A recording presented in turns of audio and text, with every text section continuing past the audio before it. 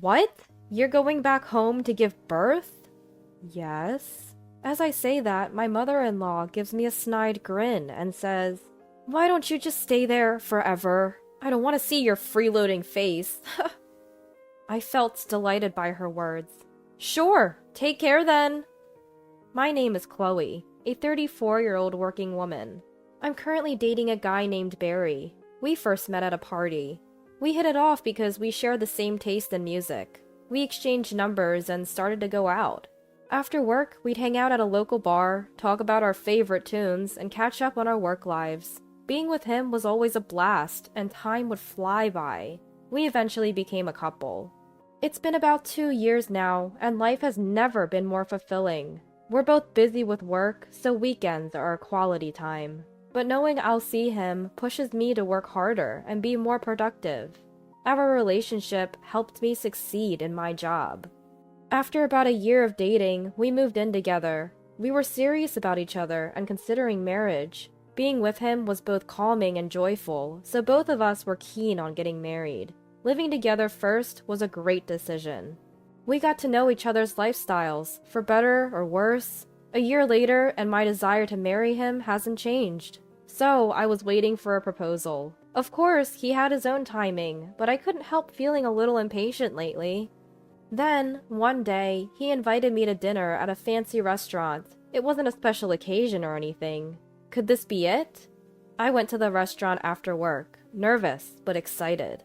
When I got there, I found him, even more anxious than I was.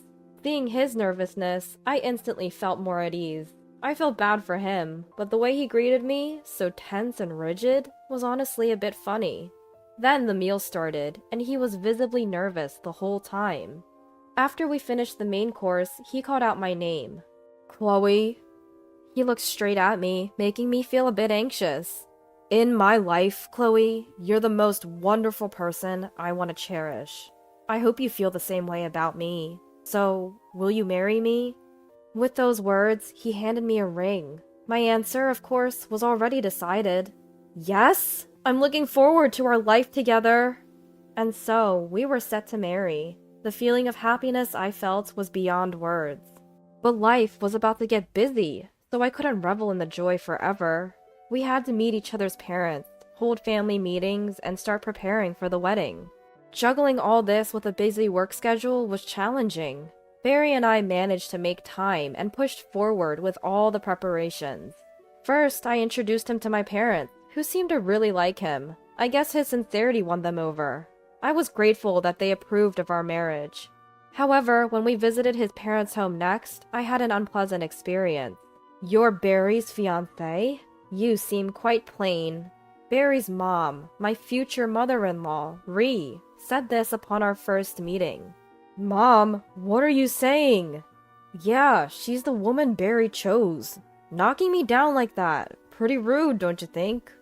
Oh, my bad. Sorry about that. I'm just being honest, you know. Well, if it's like hiring a housemaid, what's the big deal?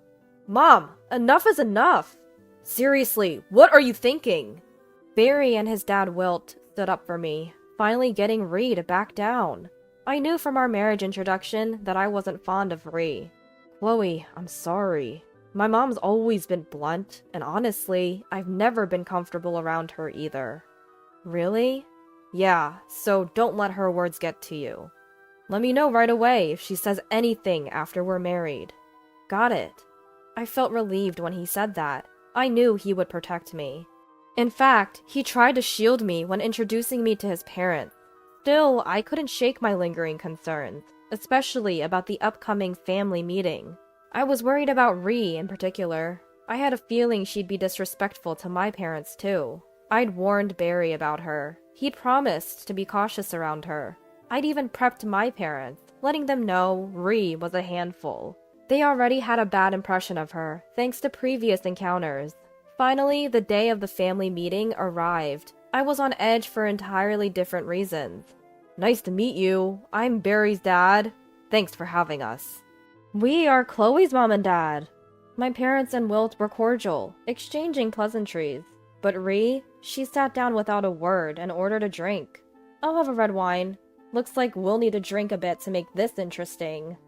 Ree made comments like that. My parents were speechless at Ree's behavior. Both Wilt and Barry were visibly annoyed and quickly apologized to us. And so, the family meeting began. My parents and Wilt hit it off, chatting amiably.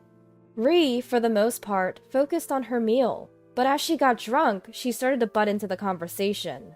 A government job? Really? Stable, maybe, but the pay's nothing to write home about. It's such a shame that Barry is marrying the daughter of such boring people. And if they have kids, half of them will be boring too, right? Ree was really crossing the line. Enough is enough! You can leave now! Wilt was furious, and Ree had no choice but to leave. What's the big deal? I'm just speaking my mind. Wilt took Ree outside and put her in a cab. He returned to the restaurant and, along with Barry, apologized again. I was really glad we had booked a private room. Ree had been even more of a burden than we'd anticipated. At the wedding, she was subdued, likely because Wilt had warned her to be on her best behavior. Wilt had apparently told her he'd divorce her if she embarrassed them, so she kept her mouth shut. At least there were no issues at the wedding. Thank goodness for that.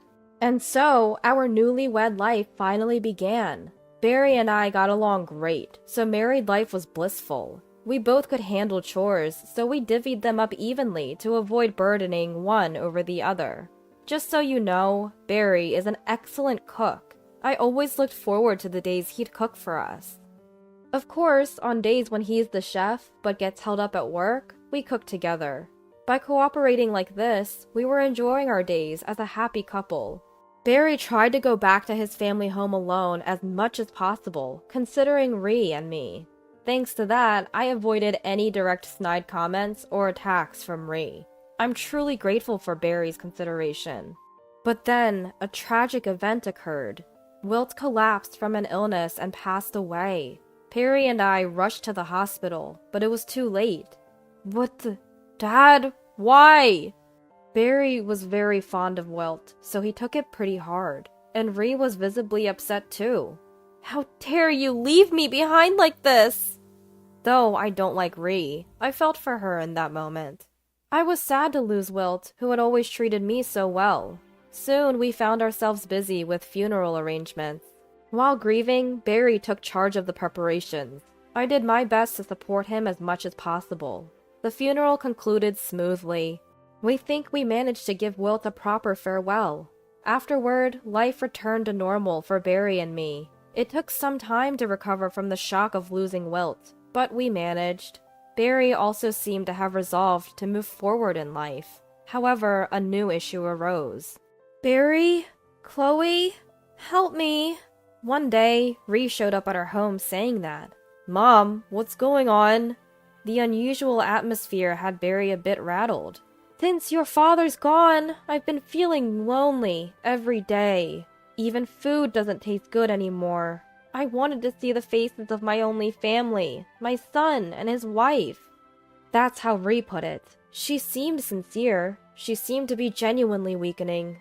Could you let me live with you for just a little while? What? Barry and I were shocked by her request. I feel like I'll be crushed by loneliness if things go on like this. We were hesitant, but figured a little time wouldn't hurt. Ree was so frail, we doubted she'd have the energy to attack me. So we started living together, and Ree was surprisingly mature. She even took on some of the chores, helping us out. I'm staying in your home after all. It's the least I can do. Thanks, Mom. You're a lifesaver. Both Barry and I were grateful to Ree. Life would be fine if things continued this way.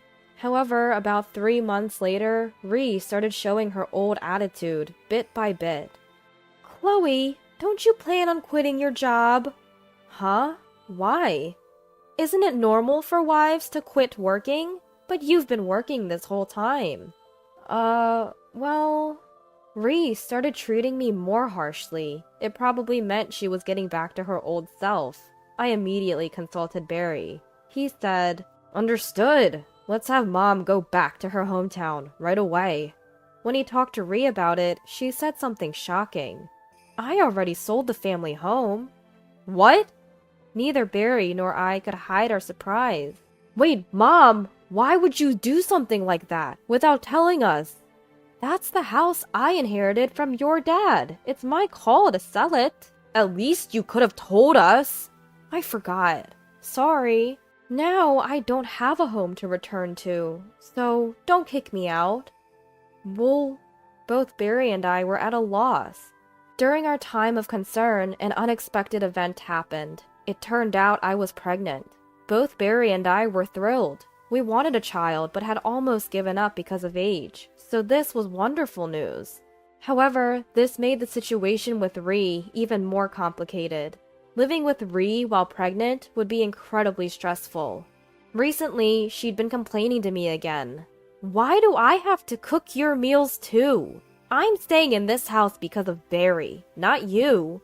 Actually, normally, the wife does all the housework.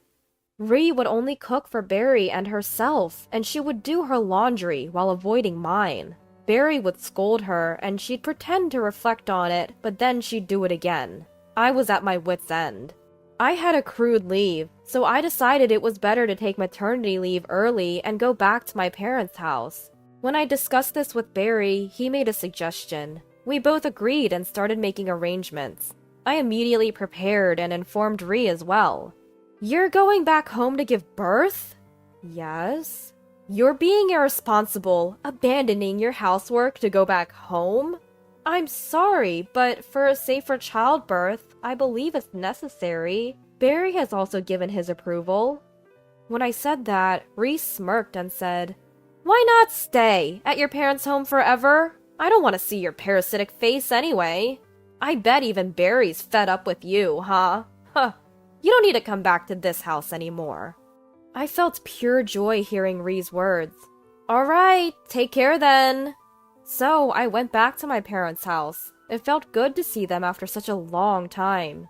Mom and Dad supported me, so I've been able to live peacefully. A month later, Barry showed up at my parents' house. I finally got the okay from the company. I found us a new place, too. That's great. The plan Barry had in mind was to switch to remote work. The company approved his request so Barry could work remotely. Being considerate, he rented an apartment near my parents' house, and we decided to move there. Barry then canceled the lease on the room Ree had moved into and completed our move to the new apartment. Word has it that Ree was quite flustered, so she called me. Hey, Chloe! Where are you? I'm at our new place with Barry. New place? Where? Like I'd tell you. Don't joke around. I have to cancel the lease on this place and move out soon. All the furniture and appliances are gone. I can't even live here anymore. What am I supposed to do? I haven't heard from Barry since he said he was cutting ties. He doesn't want to talk to you anymore. It seems you were only acting all sweet to crash here, huh? You planned this because you couldn't make any money from selling the house you inherited from Wilt, right? How did you know that? You told the neighbors how mad you were that the house your husband left had no value. You were surprised when it suddenly turned into a lot for sale. They just can't keep their mouths shut. Give me Barry back! I'm that kid's parent, so I have the right to live with him. As I told you, he doesn't want to see you, and I don't want to force him into something he's uncomfortable with. Hearing this, Ree erupted irrationally. Whoa! Who do you think you are? Acting all high and mighty when you're just a broke, leeching, plain wife. That's not nice to say. But it's true! Well, I don't think I'll be seeing you anymore, so it doesn't really matter to me. But let me set the record straight. While I work a full-time job, I also have a side gig, and I actually earn more than Barry. Huh? A side gig? I initially went to a school focused on web design, so I've been doing that sort of work on the side. I get a variety of projects from clients, so including my full-time salary, I'm pulling in about $7,000 a month. What? That much? So it's more than you made, Wilt? Ree was speechless after discovering my real situation. I guess she didn't expect that his underestimated wife was earning that much. But none of this concerns you, Ree. With Barry cutting ties, I'll be distancing myself even more from you. Hold on! If you're making that much, maybe you could help me out a little. The moment Ree said that, I hung up and blocked her calls. I felt a bit relieved knowing I had exposed Ree's true colors and made her feel regretful. The thought of never having to deal with Ree again also made me happy. She doesn't know where my parents' house is or where I work. Barry's job is now remote, and our new address is unknown to her, so the chances of Ree finding us are next to zero. I heard that Ree has always had a spending problem, and whatever inheritance Wilt left is virtually nothing. She tried to sell the house, but got a low-ball offer, leaving her broke. But you can't teach an old dog new tricks. A neighbor from our previous neighborhood contacted Barry and told us that Ree couldn't stop spending and has fallen into debt through payday loans. She's even going around asking neighbors for loans, but nobody's buying what she's selling, so she's stuck living a poor life. Serves her right.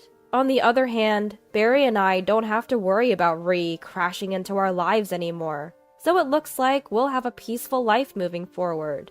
We're spending time between our home and my parents' place as I prepare for childbirth. Once the baby is born, Barry and I plan to raise our child and enjoy our days together.